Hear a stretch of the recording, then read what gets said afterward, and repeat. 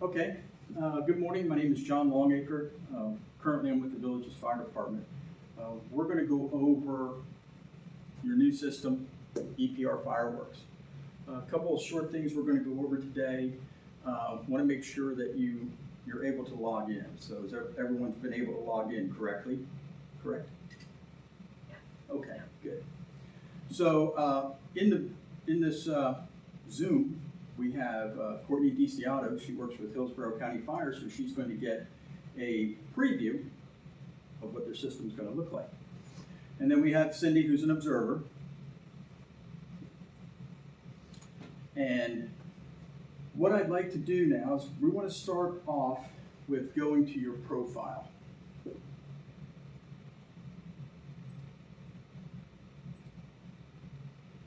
So in this profile, are you able to pull up your profile on the screen?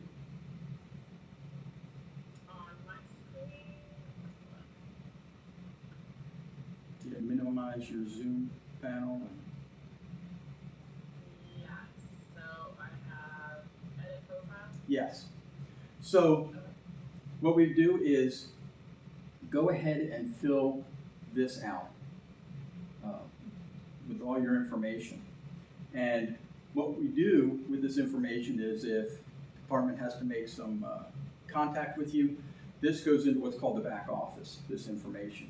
It also helps you set up a telephone number to get your password reset. So if you look here, I have my email, I have my cell phone, and then I put in the carrier is Verizon. So you're going to want to put that in. So if you do forget your password, they have a screen on the home page that says forgot my password. It'll send you a code. You'll go back in, you'll reset your password. Just so you know, your passwords are good forever almost, because they don't require you to change it every 6 months or a year. That's how our department's set up. It may be a little different with how your department's configuring things. But we also have the ability to make sure that you are logged in for 24 hours, so for an entire shift. So if you're a captain on an engine and you go into response mode, and I'll show you what that is, and depending on how fast your data comes across, you'll be able to see the information right away and not have to log in.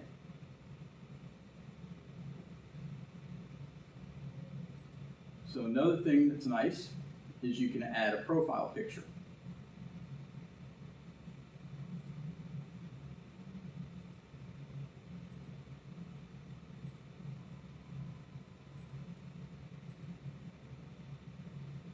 You can upload the file.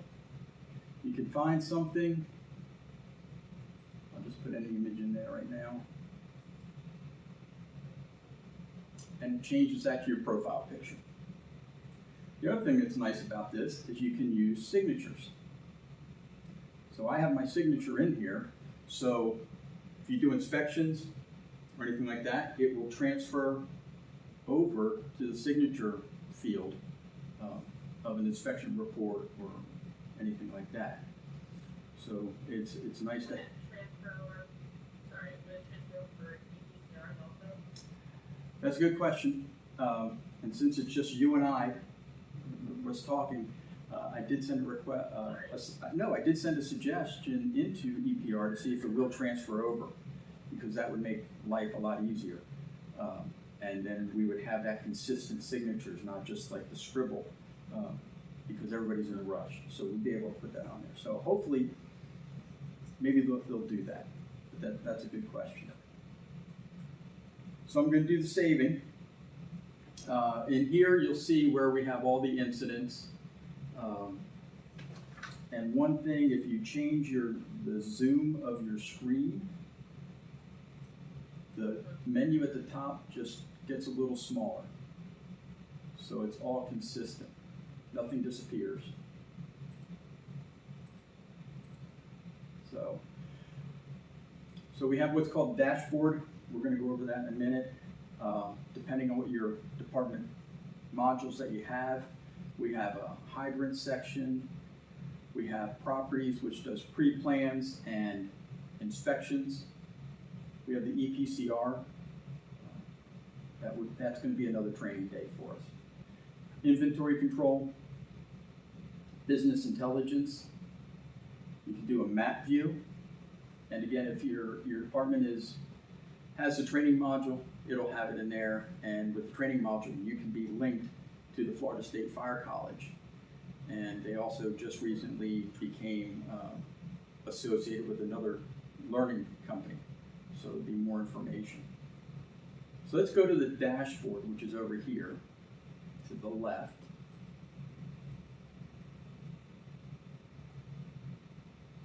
And I've set up a training dashboard that's going to be blank. So we can show you how to do this. So the purpose of having these, you're going to see a thing called widgets. And there's about 234 widgets in the system that you can get updated information right on top. So we want to do add a widget. So you have all these choices of information that you can get right away. So I'm going to put down daily journal, daily roster. I can go to incidents, go to the incident log, and depending on, again, what add-ons your department got, you would have work orders, which would be going in under your inventory section. So I'm going to add these widgets. Make this a little smaller. So what's nice about these is if I come up here and I click the unlock button, I can drag these widgets around. I can make them bigger. I use these all the time if I need to know if a crew member's on shift and where I can contact them. And this data, for our department, this data is pulled from Telestaff. I'm not sure what your department uses, but they can integrate the scheduling into the system. You can also move them around.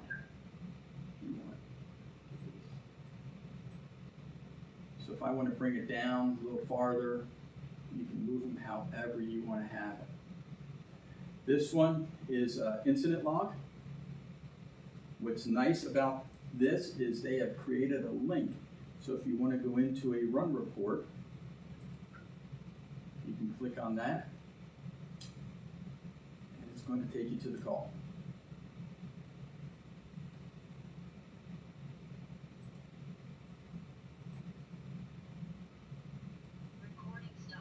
I'm going to pause the recording right now because I need to go in and see. I need to go in and see if they sent the test page over that I asked them to send at 9:30 or 9 o'clock. I need to go into the incidents because that's going to be my training.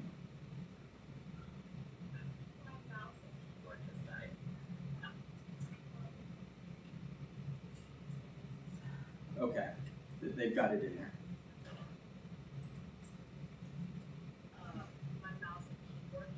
Okay, you can just follow along. You're not going to have to type anything in for the rest. Yeah.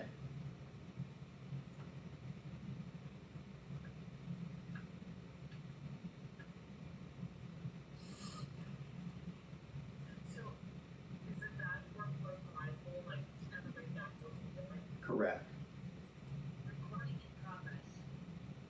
So Courtney just had a question. I had to pause for just a minute.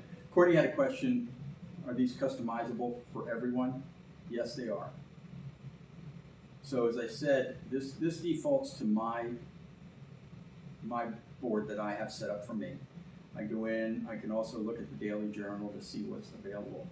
Chief Wannen has set up an EMS dashboard that you can go into, because I'll show you how you can make these dashboards shareable. So he's showing all the incidents that are going on, how many EPCRs in the past 30 days, the QC status, medications given in the past 30 days, procedures performed, and the daily roster. And what he did is, I'll go back to training. He made this shareable by clicking on these three dots, or some people call them a hamburger, but you can share these. It's going to bring up, who do you want to share these with? So I'm going to make it so the battalions can see this. I'll click on OK, and now all the battalions will be able to see my dashboard if I want to.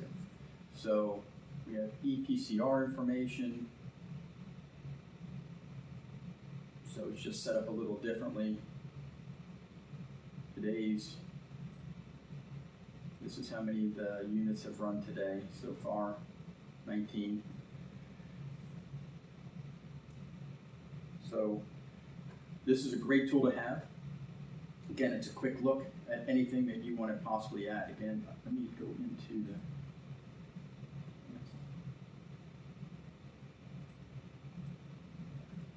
the screen.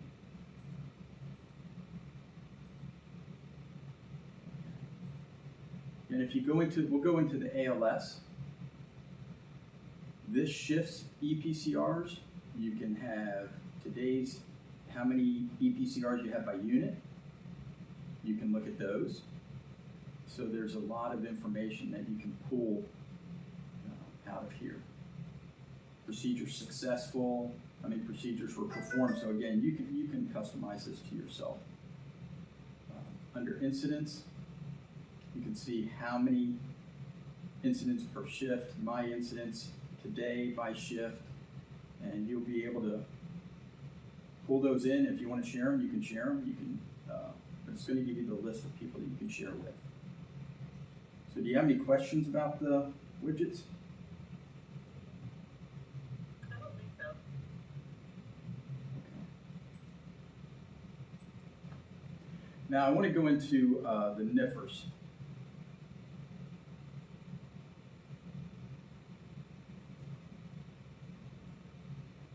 Okay, so we're going to go into incidents. And Courtney, do you ever fill out NIFRS reports, or yours all medical? I see. Well, it's really only unit that respond that I can fill out a different tab in my report. Okay. As far as like responded, depression, I don't do that. Okay, so you're familiar with filling out a NIFRS report and stuff. So we will go through this. This is a test call that came across.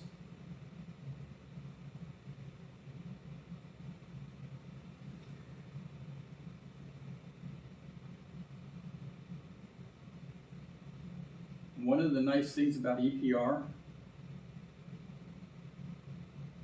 is you can see the CAD data up here. So we'll first go by with the incident types. We have mandatory fields. We have some fields that give warnings. So we also have what's called +1 codes. So if we want to track golf cart injuries, because in the villages there's a lot of golf cart accidents, so we can put that in there. Now, if you understand the way NIFRS works for now, what happens? It's going to say 322 to the right or to the left, and then number 1 after it. So then, when it gets sent to the state and federal level, it just pulls off that 1. So that's for local use. Gotcha.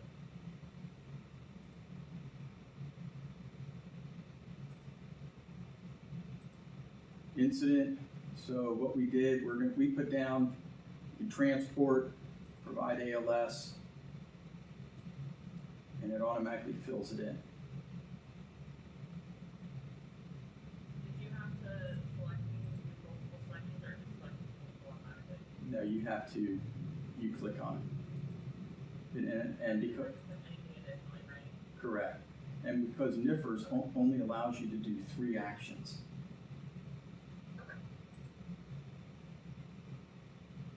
The FSRS is the fire service rating system, and if we have a structure fire, we need to put that, document that that's a structure fire in there. Or if it gets toned out as a structure fire. For ISO, you may get toned out to a structure fire, but you get there and it's just a smoke scare. Well, they want to document every time you're toned out for a structure fire. So protected property, we require that so we can track calls. And we'll put that in there. It's going to ask how you responded, emergency, non-emergency.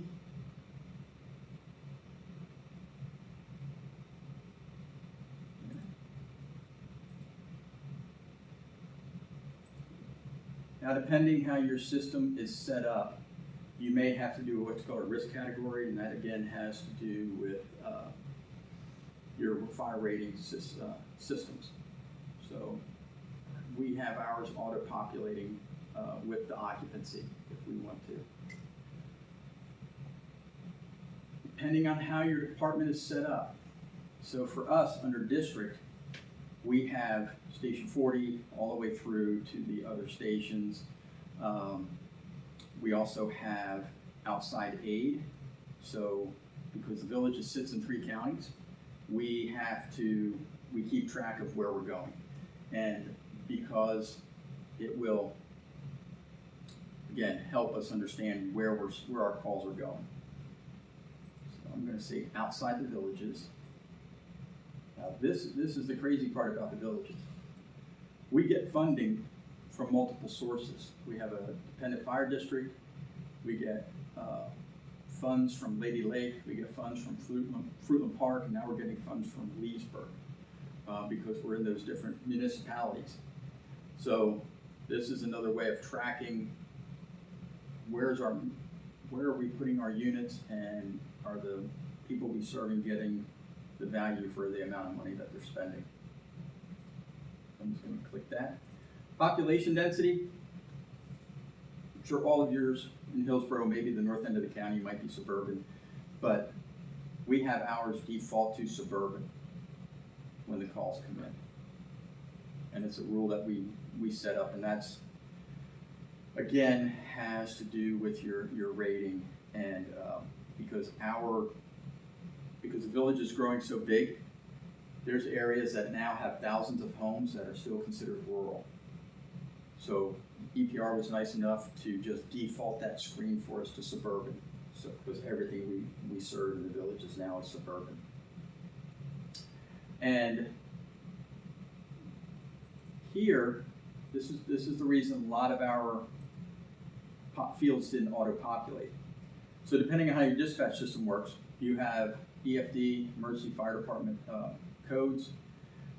There's over 5,000 of the codes. If I click here, abdominal pain, you have all of these. You have so many codes. And we worked with EPR, and hopefully your county's able to do this. We work with EPR to group all these different codes into one incident type code. So with that incident type code, it auto-populates for our crews. Property, you have to put in the 419 for that. And then down here, with EPR, you can create custom fields. Again, depending on what your department's going to do, we keep track of some of these different types. So we keep track of the delays, so if they have anything, did this involve a battery fire? But we're gonna get rid of that field because you have, state of Florida is keeping track of lithium battery fires. So you go to a page,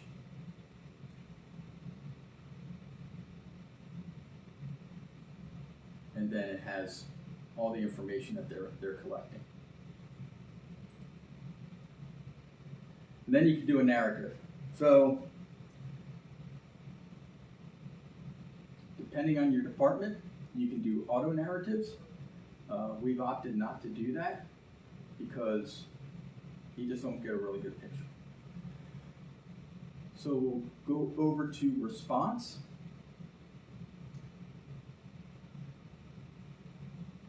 So when our times come across from CAD, I don't know if you know, do you know what CAD vendor you have, Courtney? like, Not that they have it. yeah, I didn't know if it's Central Square. It's in route, I know in route it's for agency, Okay, but I don't know the time. okay. So all these times will come across, and because they sent it and cleared it, we don't have any of these times populated, but, you know, depending on how fast your CAD system is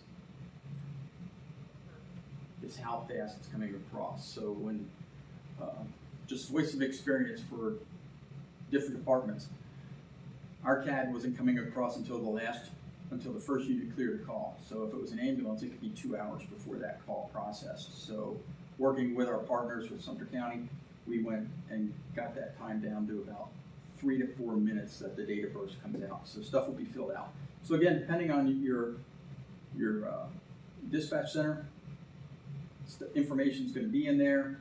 Because we use a rostering system, it shows who the people are on the apparatus. Again, that's pulled in through Telestaff. Go to casualties. And just so you know, you've been injured, I've been injured on the job. Hopefully they create a NIFRS report. Because if you're injured either on a call or in the station, they have to complete it. So we'll put the information in there. Get rid of that. We'll go to the authorization tab. So you can fold in who the officer was in charge, who's doing the report. So usually the officer in the charge, if it's ambulance, it's the paramedic. So that's what we do. You can do QC by the information. We QC a few of the reports. We mainly go in to look for locations, make sure that information is correct. Now, another nice thing that EPR has is it tracks when information is created in here. So I'll come back to this in just a minute. We'll go to the very top. My screen again. So this check mark tells you that the report's complete. Of course, I'm going through this fairly fast, but this report, if I do it, it's going to come up with errors and warnings, as you see. But when you click on that, you say actions taken, and you take on it. It takes you to where the issue is. Okay. This is if you want to add attachments. A lot of times what the guys will do, or women will do, is they'll add either a license plate of a car, if it's a vehicle accident, a VIN. If it's a sinkhole, they'll add pictures of the sinkhole. Now you probably won't see this icon. This is the icon that can cancel the reports. But the nice thing about EPR, if you cancel